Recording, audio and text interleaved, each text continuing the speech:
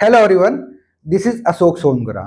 आज हम हॉस्पिटल के अंदर उपयोग में आने वाला आईवी फ्लूइड जो डेक्सट्रोज 5% है उसके बारे में अध्ययन करेंगे।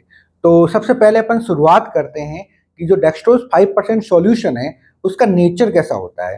तो नेचर के अंदर देखते हैं तो वो डेक्सट्रोज 5% आइसोटोनिक सॉल्यूशन होता है। कैसा होता है? आइसोटोनिक सॉल्यूशन होता है।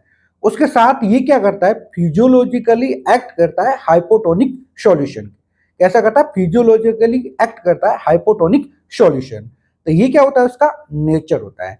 नेचर के बाद में अपन बात करते हैं कि जो डेक्सट्रोज 5% सॉल्यूशन है अपना, उसकी ऑस्मोलेटी कितनी होती है। तो ऑस्मोलेटी के अंदर देखा जाए तो इसकी ऑस्मोलेटी 273 मिली ऑस्मोल पर लीटर होगी। कितनी होगी? 273 मिली ऑस्मोल पर लीटर होगी।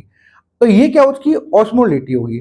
ऑस्मोलेटी के बाद में अपन बात करते हैं कि जो अपना डेक्सट्रोज 5% सॉल्यूशन है उसका कंपोजिशन क्या होता है। तो कंपोजिशन के अंदर देखा जाए तो पर 1000 ml की बोतल देखते हैं तो उसके अंदर जो डेक्सट्रोज रहेगा यानी कि ग्लूकोज रहेगा, ग्लूकोज की जो क्वांटिटी रहती है वो 50 ग्राम रहेगी। कितनी रहेगी? 50 ग्राम रहेगी।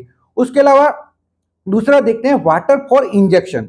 तो वाटर फॉर इंजेक्शन के अंदर देखते हैं तो आईवी फ्लूइड की जो बोतल होगी वो 1000 ml की रहेगी। कितनी रहेगी? 1000 ml की रहेगी।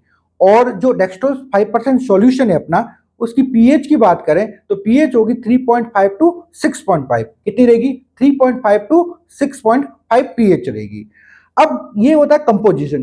कंपोजिशन के बाद में अपन बात करते हैं कि जो डेक्सट्रोज 5% सॉल्यूशन है अपना, उसका इंडिकेशन या उसका यूजेस कहाँ का होता है। तो यूजेस के अंदर सबसे पहले अगर देखा जाए तो फ्लूइड रिप्लेसमेंट इन डिहाइड्रेशन। अगर डिहाइड्रेशन वाले जो मरीज होते हैं उसके अंदर फ्लूइड को रिप्लेसमेंट करना है तो उस कंडीशन के अंदर अपन डेक्सट्रोज 5% सॉल्यूशन है वो प्रोवाइड कर सकते हैं।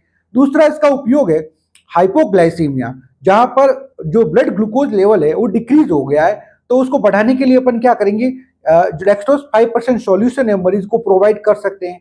तीसरा इसका इंडिकेशन रहेगा डायलेशन फॉर आईवी मेडिकेशन। जो एंटीबायोटिक या आईवी जो मेडिकेशन होती है उसको डायलेशन करने के लिए भी इसका प्रयोग है वो कर सकते हैं। और चौथा जो इसका इंडिकेशन देखने को मिलता है maintain maintain fluid in NPO patient.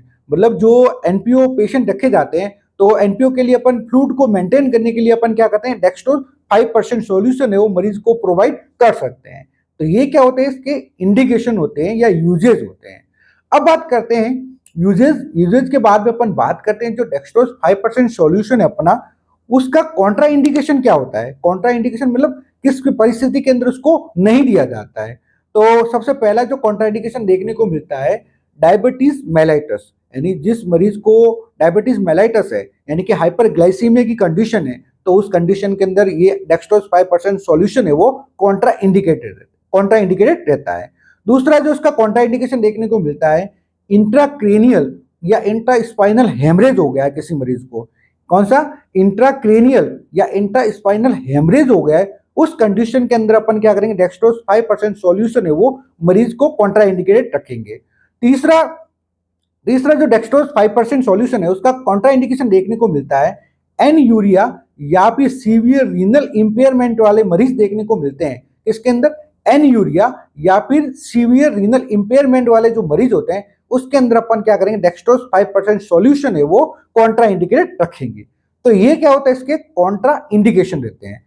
Contra indication के बाद में अपन बात करते हैं कि जो डेक्सट्रोज 5% सॉल्यूशन है अपना, उसकी बोतल जो अवेलेबल होती है, अवेलेबिलिटी कितनी होती है। तो अवेलेबिलिटी के अंदर देखते हैं जो सॉल्यूशन होता है वो 500 ml और 1000 ml की आईवी बोटल्स या बैग्स के अंदर अवेलेबल रहता है। कितना? 500 ml या फिर 1000 ml की आईवी बोतल या बैग्स के अंदर अवेलेबल रहता है।